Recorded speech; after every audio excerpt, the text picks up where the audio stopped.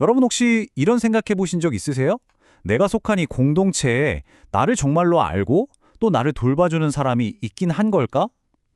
오늘 우리가 함께 들여다볼 이야기는요, 바로 이 질문 하나가 지금 한국 교회 전체를 어떻게 바꾸고 있는지에 대한 겁니다. 네, 거대한 변화는요, 언제나 가장 단순하고 인간적인 필요에서 시작되더라고요. 바로 이 질문입니다. 그 교회에 가면 내가 누구인지 알고 나를 돌봐주는 이웃이 있는가? 어찌 보면 되게 단순한 물음 같잖아요. 근데 이게 우리가 그동안 당연하게 여겨왔던 공동체와 신앙의 모든 걸 정말 근본부터 뒤흔드는 거대한 재평가의 시작점이 된 겁니다. 그래서 이번 시간에는 그 변화의 여정을 한번 쭉 따라가 보려고 합니다. 사람들이 점점 더 서로 단절되고 있다는 이 위기감 속에서 그저 사람을 모으는 데만 집중했던 낡은 방식을 버리고 어떻게 진정한 연결이라는 본질을 향해 나아가고 있는지 그 움직임을 자세히 살펴보겠습니다. 자, 그럼 이 거대한 변화를 제대로 이해하려면요, 먼저 교회가 어떤 뿌리 깊은 문제에 부딪혔는지부터 들여다봐야겠죠. 모든 건 서로 복잡하게 얽혀있는 이 네 가지 위기에서부터 시작됩니다. 첫 번째 위기는 떠도는 신앙입니다. 팬데믹 이후에 한 교회에 깊이 정착하는 대신 이 교회 저 교회를 옮겨 다니는 이른바 플로팅 크리스천이 엄청나게 늘었어요. 특히 3040 세대에서 이게 두드러지는데요. 이게 바로 공동체의 안정성에 뒤흔드는 첫 번째 균열이었습니다. 이렇게 한 곳에 뿌리 내리지 못하니까 자연스럽게 두 번째 위기, 관계의 단절로 이어집니다. 교회에 사람은 정말 많은데 그 수많은 사람 속에서 오히려 더 깊은 외로움을 느끼는 거죠. 분명 공동체를 찾아온 건데 아까 그 질문처럼 나를 알아주는 이웃을 만나지 못하는 참 아이러니한 상황이 벌어지고 있는 겁니다. 이런 외로움은 사람들의 시선을 다른 곳으로 돌리게 만들었습니다. 바로 세 번째 위기, 콘텐츠 의존인데요. 영적인 성장을 위해서 주일에 드리는 예배보다 평일에 내가 골라보는 온라인 미디어에 더 의존하게 된 거예요. 신앙의 중심이 교회 강단에서 개인의 미디어 피드로 옮겨가면서 신앙이 뭔가 소비되는 방식으로 바뀌어버린 거죠. 그리고 이 모든 위기의 종착점은 바로 사역 과부하입니다. 생각해보세요. 사람들은 떠돌고 외로워하고 온라인으로 향하는데 남아있는 리더들은 어떻게든 이 복잡한 행사와 프로그램들을 유지하려고 애쓰다가 결국 에너지가 다 고갈되는 겁니다. 공동체를 지탱해야 할 사람들이 오히려 그 공동체의 구조 때문에 무너져 내리고 있는 거죠. 자, 이렇게 네 가지 위기가 교회를 표류하게 만들고 있다면 해결책은 뭘까요?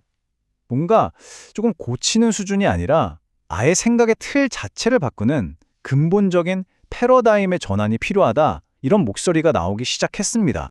그 전환의 핵심을 딱 보여주는 게 바로 이 표인데요. 과거에는 어땠나요? 양적 성장, 행사, 이런 프로그램이 모든 걸 주도했죠. 하지만 이제 미래는 질적인 깊이, 돌봄, 바로 이 관계가 주도해야 한다는 겁니다. 그러니까 성공의 기준이 몇 명 출석했나에서 관계의 밀도가 얼마나 높은가로 바뀌고요. 리더의 역할도 지식을 가르치는 선생님에서 삶을 함께하는 멘토, 코치로 바뀌는 거죠. 이건 뭐 판을 아예 새로 짜는 수준의 변화라고 볼 수 있습니다. 프로그램은 줄이고 관계는 늘리십시오. 이 한 문장이 이 새로운 방향의 모든 걸 담고 있는 것 같아요. 이게 단순히 일을 좀 덜 하자는 게 아니고요. 복잡한 행사 같은 것들을 덜어내고 그 비어있는 자리를 한 사람 한 사람과의 진짜 연결로 채우자는 아주 강력한 선언인 셈이죠. 그렇다면 이 멋진 철학을 어떻게 현실로 만들 수 있을까요?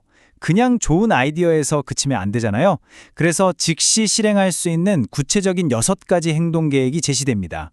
여기서 핵심은 이게 그냥 뜬구름 잡는 얘기가 아니라는 겁니다. 예를 들어 예산을 행사비에서 관계 형성비로 아예 옮겨버리고 출석부를 관리하는 대신에 관계의 깊이를 관리하는 시스템을 만드는 거죠. 교회 운영 시스템 자체를 바꾸는 아주 구체적인 지침서인 셈입니다. 정말 당장 내일부터라도 시작할 수 있는 변화들이죠. 이 6가지 계획 중에서도 가장 핵심적인 변화는요, 역시 사람에게 있습니다. 특히 리더의 역할이 완전히 새롭게 정의되는데요.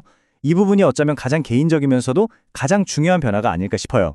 새로운 리더의 사명은 바로 신앙의 페이스메이커가 되는 겁니다.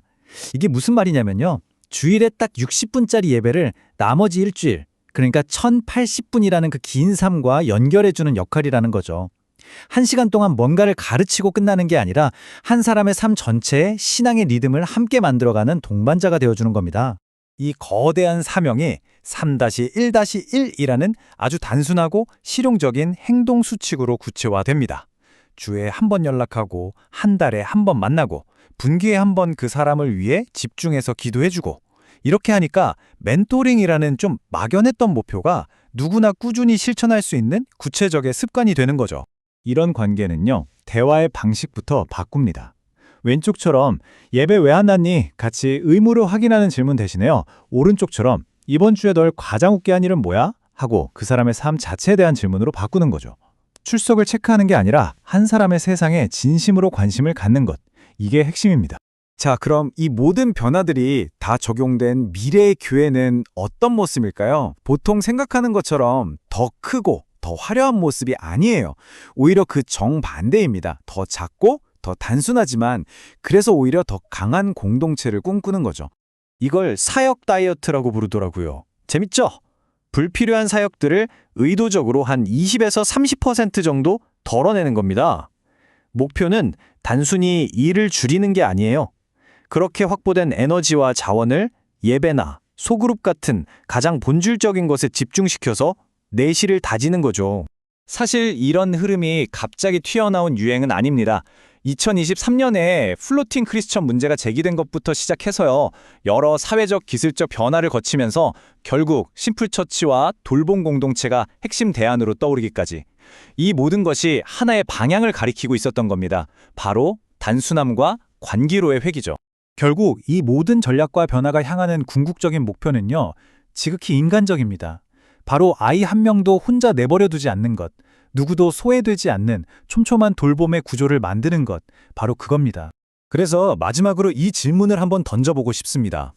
오늘 이야기는 교회를 중심으로 펼쳐졌지만 점점 더 파편화되고 고립되어가는 이 시대에 진정한 공동체를 만들려는 이 청사진이 어쩌면 우리 모두에게 필요한 해답이 될 수는 없을까요?